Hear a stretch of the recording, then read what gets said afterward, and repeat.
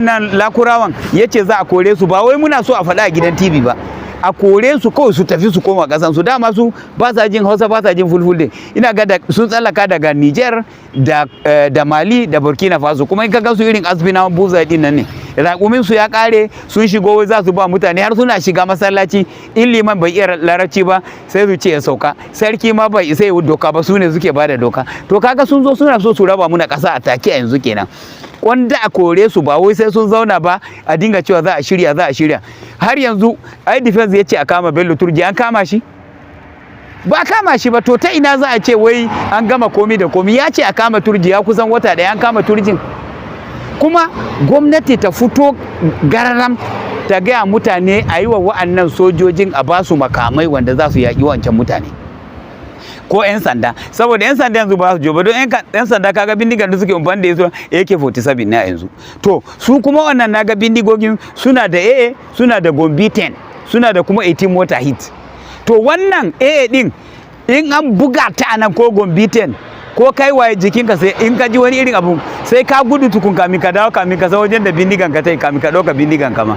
Mu kuma highest RPG ne suke da shi. To ba zai yiwu da wannan a ba su kayan yaƙi da za su yaƙi wannan mutane, su fatattake su kawai su fita a take. Kada a bar su tukun sai sun samu gindin zama kuma a ce muna da security. Amma wai cewar za ka je ko ina, akwai mutanen da ba gona ma ba sa iya zuwa ƙasar Zamfara da Katsina. Gashi a Dan Musa, gashi a Batsari, gashi a Safana, ba sa iya su je gona. To maganan ko ina zaka yawo baka je gona ba, ta ina zaka je a ce zaka je ko ina? Wannan ba gaskiya bane. Sannan kuma ya ce kowa yana jin daɗi. Gaskiya ne, muna jin daɗi tunda muna lafiya kuma Allah ya raya mu. Amma abinci fa, akwai talaka wanda baya iya ci abinci ranka ya daɗe daga yanzu zuwa gobe da safe. Kaga shugaban kasa baya iya saya abinci. Buhun masara yanzu 110 ne. Buhun shinkafa 110. Kamin gwamnatin nan su zo 30 ne buhun shinkafa. Buhun masara kuma da buhun dawa 20. Yanzu kuma ya koma 110. Gari wanda za a sai a ce Sudan Power, yanzu baka isa, yanzu Big Man Power ne ba Sudan Power bane. Gari Ijebuɗi ne yanzu 250 ne. Wake 250. To wanne ina talaka shi zai sa kansa ne? Kuma kullum an dawo sai ya ce wai ana jin daɗi. Ku gaya masa gaskiya, talaka baya jin daɗi, yana jin yunwa. Nawa ne talaka suke mutuwa? Ba su da abin da za su ci na gobe. Kuma ga kuɗin yanzu daga nan zuwa Mararaba nawa ne? Kusan 1000 ne, da kuma 100 ne. To mai kuma ya yi tsada, mai yanzu 1100 ne, maimakon da ya zo mai 180 ne da 5. To an cire fuel subsidy nan mun yarda saboda a taimake mu ne. Ina kuɗin suke, wa aka ba kuɗin kuma? Kuɗin yana hannun wa? Kuma nawa ne kuɗin? Shekara ɗayan da aka haɗa rubuta muna shi a buga a jarida musan nawa ne. Kuma ya canja ministoci, ba ka ganin tamkar wani shirye-shiryen samun gyara? A wani gyara? Wannan ministan da ya sauka, ga ministan da ya kamata ya kora na finance, me amfaninsa? Finance and economy, ba economy ko bai san ma abun da yake ba. Kuma central bank gwamnati din nan wanda shi his excellency Nuruwa da yace wai shi yayi kokari. Dala nawa ne kamin ya zo? Kada ya confuse mutane, dala 600 ne kamin ya zo. Kamin wannan gwamnati ya zo dala 600 take, yanzu nawa ne dala?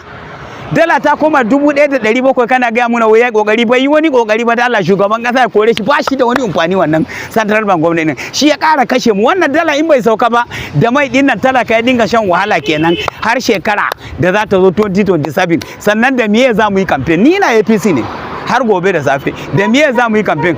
Da yunwa za ka yi campaign? Za su yarda da kamfen ɗinka, ko kana so ka sha na jakin kai kamfen a can? Duk muna so kami a zo abun na gyara shi. Kuma abun da ya kawo ne shugaban kasa ya ce zai gyara ƙasar nan.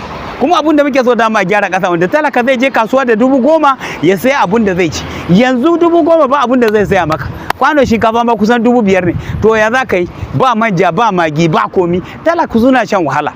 Su gaya wa shugaban kasa gaskiya. A shekaru na ni yanzu ba zan zo gidan TV dinga ƙarya ba. Ba na neman appointment, ba na neman komi. Ina jiran lahira na ranar gobe kiyama da za a tambaye ni. In kai Kirista ne ko kai Musulmi, ka sa akwai hisabi. To tunda ka sa akwai hisabi, ko ya kamata ka faɗa gaskiya don za a tambaye ka. Inda mutane za su gane ma miye shugabanci, wallahi in an ba mutum ma ba zai shiga ba. Ka karanta shi sosai. In kai Musulmi ne, ka karanta shi sosai a cikin Qur'ani, kuma ka je ka karanta a cikin Bible, ka gani me leadership. In an ga wallahi in an baka ma za ka ce a kai kasuwa, ba za ka yi ba saboda za a tambaye. Mafuta shine sojojin mu a ba su kuɗi su saya makamai. ba wai ya tsaya gidan TV kullum ana buga hannu haka ba shine kawo mu ba yanzu. Sannan shugaban ƙasa a gaggauta sayan abinci a sauƙaƙa wa talaka yanda talaka zai ji daɗi ya san cewar yayi zaɓe. Demokradiyya ni tun da ta zo mu wahala muke sha, wani iri abu ne.